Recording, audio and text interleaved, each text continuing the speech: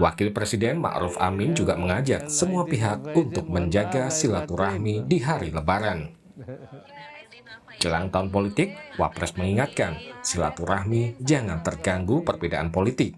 Wapres meyakini pemilu 2024 mendatang tidak akan membuat masyarakat terpecah karena silaturahmi masyarakat yang kuat. Kalau Lebaran saya kira justru dengan silaturahim itu kita diharapkan hubungan tali silaturahim baik sesama keluarga maupun sesama bangsa itu makin erat. Oleh karena itu pemilu yang akan datang itu tidak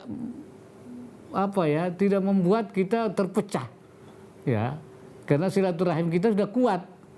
Jadi tidak terpecah karena adanya perbedaan politik.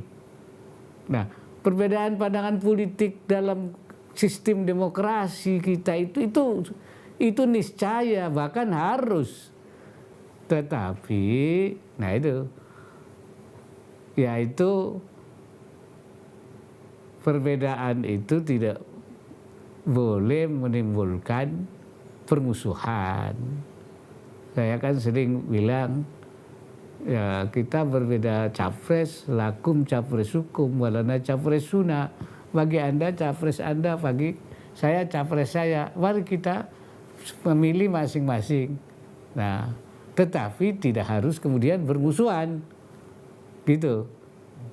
Dan harus disikapi dengan ya, rasa kekeluargaan, damai, ya, tidak terjadi permusuhan.